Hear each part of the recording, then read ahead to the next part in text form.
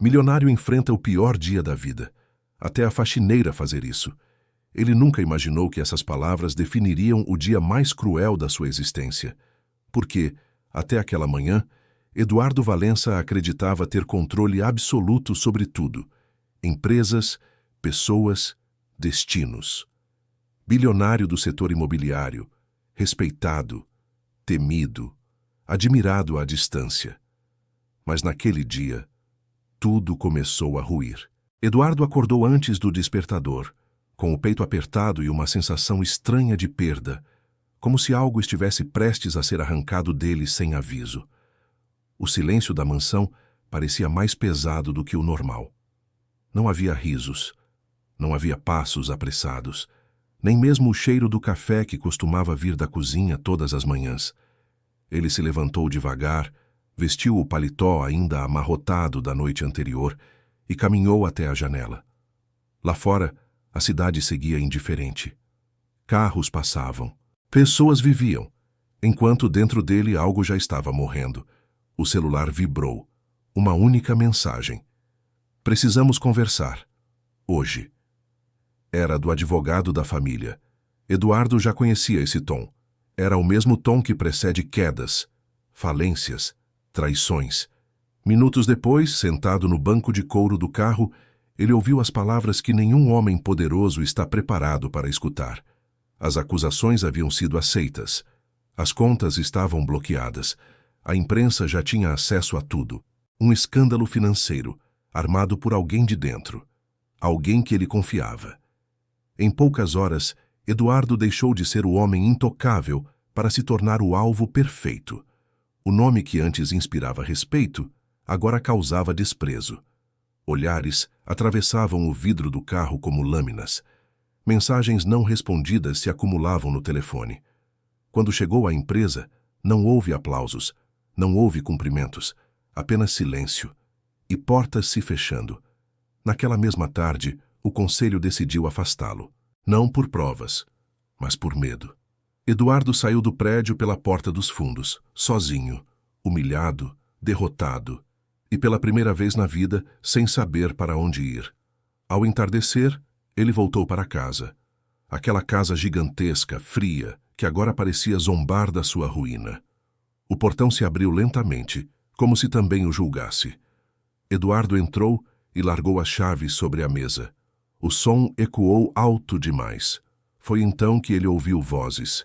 Vozes infantis. Ele franziu a testa. Seus filhos deveriam estar na escola. Ou trancados no quarto, longe dele, como vinham fazendo desde a separação. Mas aquelas vozes vinham da sala. Eduardo caminhou em silêncio, o coração acelerado, e parou na porta. E o que ele viu ali fez seu mundo congelar. A faxineira estava sentada no chão, cercada por seus 2 filhos. Clara, a mulher que limpava sua casa há anos, segurava as mãos das crianças, olhando nos olhos delas com uma calma que ele nunca teve. Eduardo sentiu algo estranho subir pela garganta. Raiva, orgulho ferido, confusão. Aquela mulher simples, estava ocupando um lugar que ele nunca conseguiu ocupar, e naquele instante, Eduardo ainda não sabia. Mas aquela cena era apenas o começo da maior virada da sua vida. Se essa história já está te prendendo, aproveita para se inscrever no canal agora. Assim você não perde nenhuma história que começa no fundo do poço e termina de um jeito que ninguém espera. Eduardo deu um passo à frente. O chão rangeu. Clara levantou o olhar. E tudo mudou. O olhar de Clara encontrou o de Eduardo como se o tempo tivesse parado. Não havia medo. Não havia culpa. Apenas uma serenidade firme, quase desconcertante. Eduardo sentiu o orgulho se revoltar dentro do peito. Aquela mulher não devia estar ali. Não daquele jeito. Não tão próxima. O que está acontecendo aqui? A voz dele saiu mais áspera do que pretendia. As crianças se encolheram instintivamente. Lucas apertou a mão da irmã. Marina desviou o olhar para o chão. Clara foi a primeira a reagir. Levantou-se devagar, sem pressa, como quem sabe que não fez nada errado. Eles estavam chorando, disse, com a voz baixa, porém segura. E ninguém veio. Aquelas 3 palavras atingiram Eduardo como um soco invisível. Ninguém veio. Ele olhou ao redor da sala. Tudo impecável, tudo luxuoso, tudo vazio. Isso não é função sua, respondeu, tentando recuperar a autoridade. Eles têm pai. Clara sustentou o olhar. Hoje não parecia. O silêncio que se seguiu foi denso, pesado, carregado de coisas não ditas. Eduardo sentiu o rosto queimar, não de raiva, mas de vergonha. Ele desviou o olhar primeiro. As crianças continuavam imóveis, como se qualquer movimento pudesse quebrar algo frágil demais para ser consertado. Vão para o quarto, disse Eduardo sem firmeza. Depois conversamos. Lucas hesitou. A gente pode terminar a história depois? Perguntou, olhando para Clara. A pergunta atravessou Eduardo como uma lâmina. História. Ele nunca contou uma história inteira para os filhos. Clara assentiu com um leve sorriso. Claro. As crianças se levantaram e passaram por Eduardo sem olhá-lo. A distância entre eles nunca pareceu tão grande. Quando ficaram sozinhos, Eduardo respirou fundo. Você passou do limite, disse, tentando se convencer. Não devia se envolver desse jeito. Clara cruzou os braços, mas não como defesa. Era postura. Era limite. Limite é deixar 2 crianças chorando sozinhas, respondeu. Eu só fiz o que qualquer pessoa faria. Qualquer pessoa. Menos ele.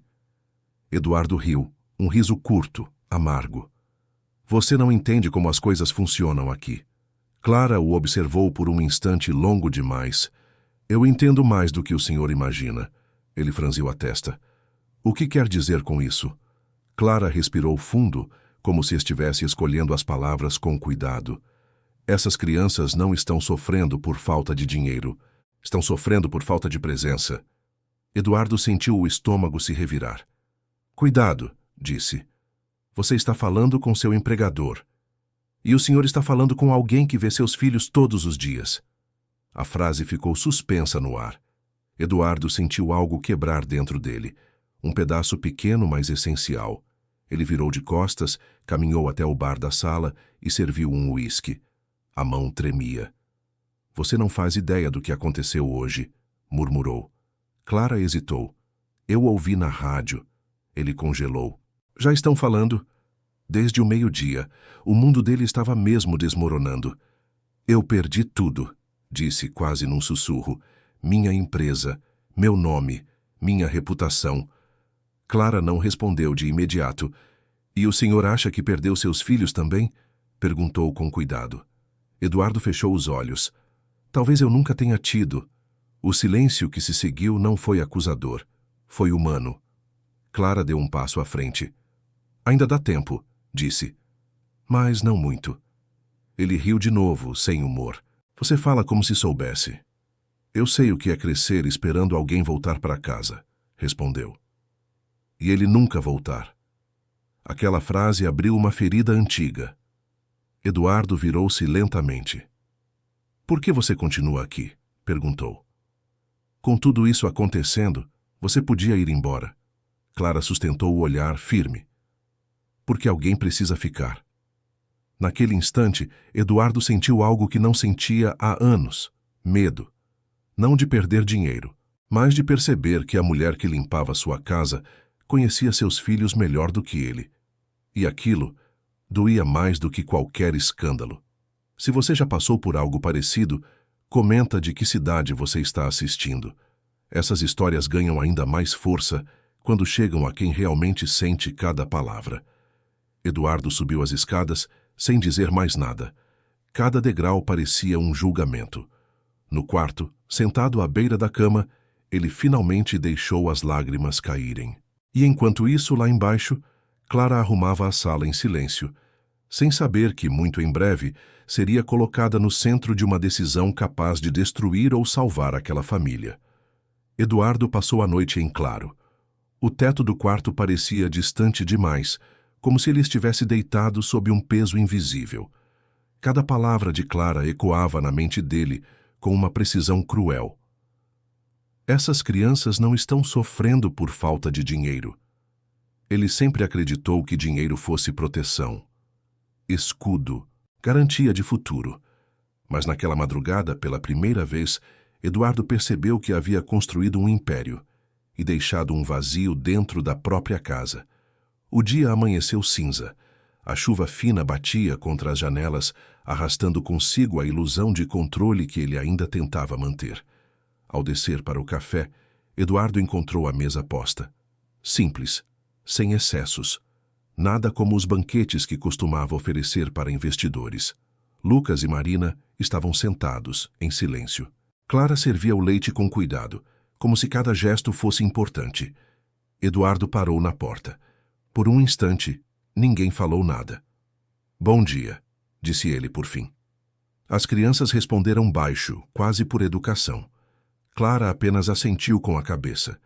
Eduardo sentou-se à mesa, sentindo-se um intruso no próprio lar. O café tinha gosto de culpa. "Hoje não vou trabalhar", disse, tentando soar casual. Lucas ergueu o olhar, surpreso. "Você nunca fica em casa." A frase foi dita sem acusação. Isso doeu ainda mais. "As coisas mudaram", respondeu Eduardo. "Pelo menos por um tempo." Marina mexeu no pão, distraída. "É por causa do que falaram na televisão?"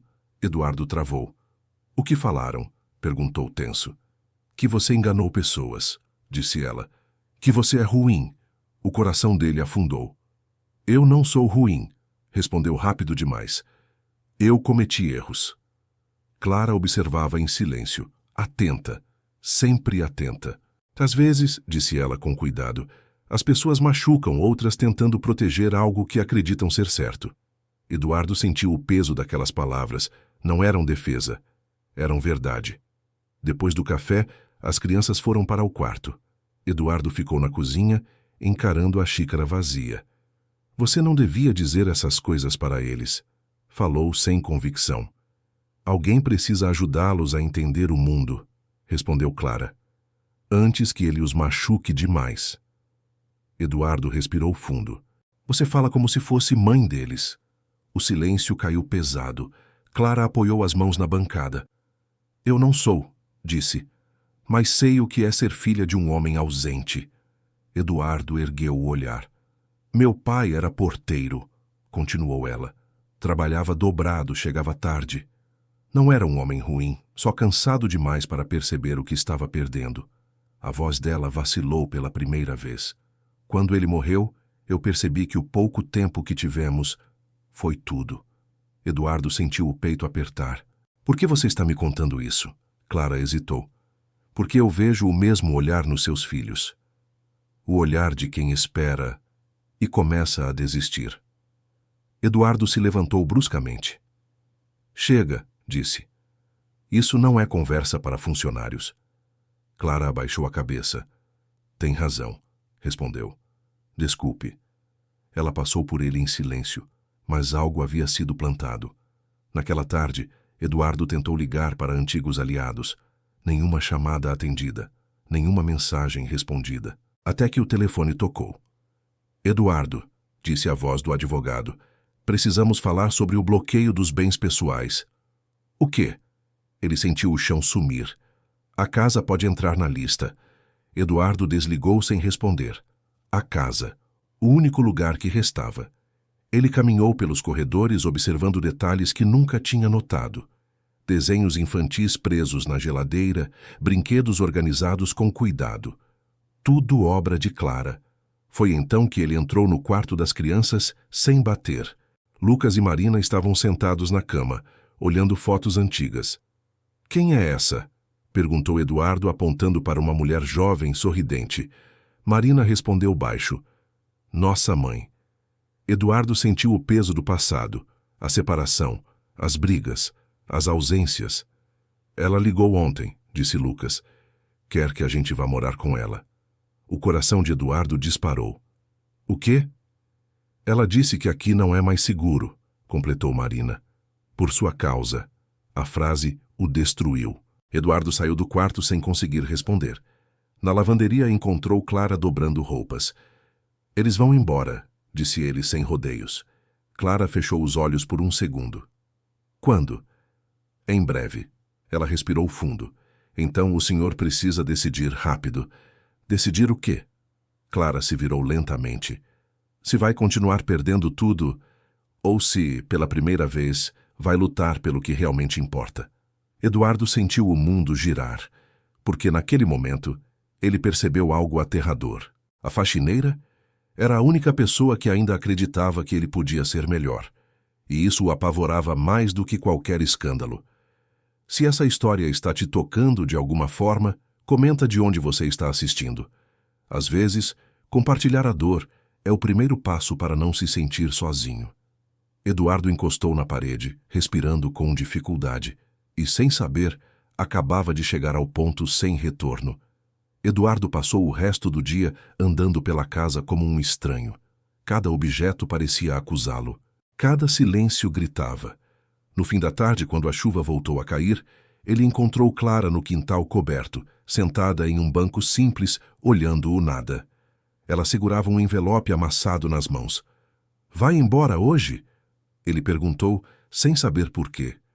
Clara levantou o olhar surpresa. "Não", respondeu. "Ainda não." Eduardo respirou aliviado sem perceber. "O que é isso?" perguntou, apontando para o envelope. Clara hesitou. O silêncio durou tempo demais. "São documentos", disse por fim. "Documentos de quê?" Ela fechou os olhos por um instante. "Do passado." Eduardo sentou-se ao lado dela, mantendo uma distância respeitosa. O vento frio atravessava o espaço entre os dois. "Você sabe", começou ele, "que eu nunca perguntei nada sobre sua vida." "E eu sempre agradeci por isso", respondeu Clara. "Mas agora..." Eduardo engoliu em seco. "Agora eu preciso entender." Clara apertou o envelope. "Nem tudo precisa ser entendido", disse. "Algumas coisas só precisam ser aceitas." Eduardo virou-se para ela. "Meus filhos vão embora", disse com a voz falha. "Minha vida inteira está desmoronando. Se você sabe de algo que eu não sei, eu preciso ouvir." Clara respirou fundo. "O senhor se lembra do incêndio no prédio Santa Augusta?" perguntou. Eduardo franziu a testa. "Aquele prédio antigo, 10 anos atrás?" 11, corrigiu ela. "Eu morava lá." Eduardo sentiu um arrepio. "Aquela tragédia", murmurou. "Não foi uma tragédia", disse Clara. "Foi negligência." Ela abriu o envelope e retirou algumas folhas envelhecidas. O prédio era da sua empresa. O chão pareceu ceder sob os pés de Eduardo. "Isso é impossível", disse. "Eu não cuidava dessas coisas." "Mas assinava", respondeu Clara sem agressividade. Assinava relatórios que diziam que estava tudo seguro. Eduardo sentiu o estômago embrulhar. "Minha mãe morreu naquele incêndio", continuou Clara. "Ela ficou presa no 3º andar. Eu tinha 19 anos. Eduardo não conseguia respirar. "Eu tentei denunciar", ela prosseguiu. "Fui ignorada. Até hoje ninguém foi responsabilizado." Eduardo passou a mão pelo rosto. "Eu não sabia", disse. "Juro que não sabia." "Eu acredito", respondeu Clara. "E isso é o que mais dói." Ele levantou-se, andando de um lado para o outro. "Então você veio trabalhar aqui por vingança?" perguntou a voz trêmula. Clara levantou-se também. "No começo, talvez", admitiu. "Eu queria olhar nos seus olhos. Queria saber se o homem que assinou aquelas folhas tinha algum coração." Eduardo sentiu o golpe. "E agora?" Clara sustentou o olhar dele. "Agora eu vejo um homem quebrado, tentando não perder os filhos." O silêncio caiu pesado. "Você poderia destruir o que sobrou de mim", disse Eduardo, "com esses documentos." "Poderia", concordou Clara. "Mas não é isso que vai trazer minha mãe de volta." Eduardo sentiu os olhos arderem. "Então por que você ficou?" Clara hesitou. "Porque, apesar de tudo, seus filhos não têm culpa. E por que eu precisava acreditar que as pessoas podem mudar?" Eduardo sentiu algo se partir dentro dele. Não orgulho, mas a última defesa. "Eu fiz coisas erradas", disse com a voz embargada. "Ignorei alertas. Priorizei lucros. Pessoas pagaram por isso." Clara assentiu. "A culpa não precisa te destruir", disse, "mas precisa te transformar." Eduardo caiu de joelhos no chão frio. Pela primeira vez, Não era um milionário poderoso. Era apenas um homem esmagado pelo próprio passado. Eu perdi tudo, murmurou. Clara se ajoelhou diante dele. Ainda não, disse. Ainda há uma coisa que o senhor pode salvar. Eduardo levantou o olhar, confuso. O quê? Clara respirou fundo. A verdade. Naquele instante, Eduardo entendeu. O escândalo que o derrubara. Não era o pior dia da vida dele. O pior dia seria aquele em que escolhesse fugir de novo. E pela primeira vez, ele decidiu ficar. Se você chegou até aqui nessa história, se inscreve no canal agora. Essas histórias só continuam existindo porque pessoas como você escolhem ficar até o fim. Eduardo se levantou lentamente. O que você quer que eu faça? Perguntou. Clara fechou o envelope e o entregou a ele. Faça o que ninguém nunca fez, respondeu. Assuma. E naquele momento, Eduardo soube que essa decisão custaria tudo, mas talvez salvasse o que ainda tinha valor. Eduardo segurou o envelope como se fosse mais pesado que todo o dinheiro que já tivera. Ali dentro não havia papéis. Havia nomes, vidas, e a prova de que o império que ele construiu foi erguido sobre silêncio. Na manhã seguinte, o sol nasceu claro demais para um homem que passara a noite encarando o próprio reflexo no espelho. Ele não dormiu. Não conseguiu. Desceu para a sala ainda cedo e encontrou Clara sentada à mesa, tomando café em silêncio. Ela levantou o olhar quando ele entrou. O senhor decidiu, Nate? Perguntou. Eduardo assentiu. Liguei para o advogado, disse. Pedi que preparasse tudo. Vou a público hoje. Clara fechou os olhos por um instante. Não era alívio, era respeito. Isso vai acabar com o que sobrou da sua imagem, disse ela. Talvez até com a casa. Eu sei, respondeu Eduardo, mas talvez seja a única coisa que ainda posso deixar para meus filhos. O nome deles ecoou no ambiente. Lucas e Marina desceram as escadas minutos depois. Pararam ao ver o pai ali, sentado, sem o celular na mão, sem pressa para sair.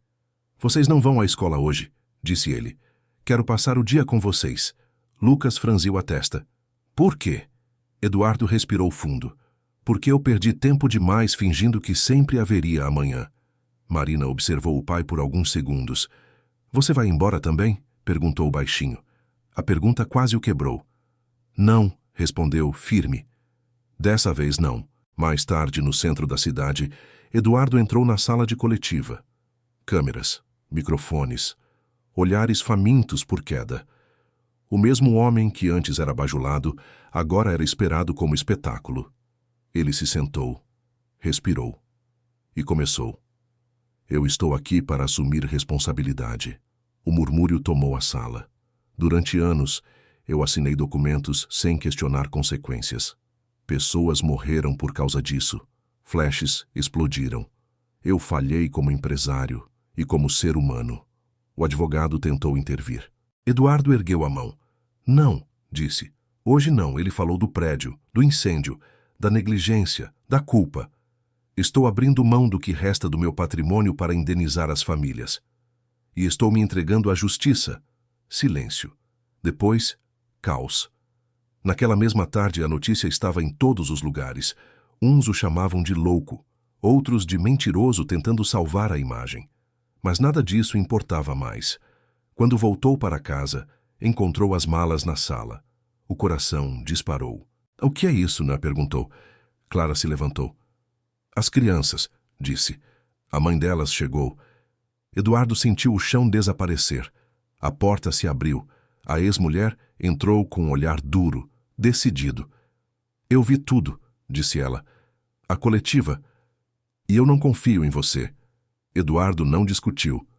Eu entendo, respondeu. Lucas e Marina ficaram parados, inseguros. Eduardo se agachou diante deles. Vocês não fizeram nada de errado, disse. Seja qual for a decisão, eu amo vocês. Marina chorou. Lucas apertou os punhos. Você vai voltar a sumir? Perguntou. Eduardo olhou para Clara, depois para os filhos. Não, disse. Mesmo que eu perca tudo, eu fico. A ex-mulher observou a cena em silêncio. Eles ficam comigo por enquanto, disse ela. Mas, se você continuar assim, Talvez as coisas possam mudar. Ela saiu com as crianças. A casa ficou vazia. Eduardo sentou-se no chão da sala, encarando o nada. Acabou, murmurou. Clara se aproximou. Não, disse. Agora começou. Ele levantou o olhar. Você perdeu dinheiro, status, poder, continuou ela. Mas hoje, você escolheu ser pai. Eduardo sentiu as lágrimas caírem. Eu não mereço isso, disse. Redenção não é mérito, respondeu Clara. É escolha. O telefone tocou. Era o banco. Depois, outro e outro. Cada ligação arrancava mais um pedaço do que ele foi. Quando o silêncio voltou, Eduardo percebeu algo estranho.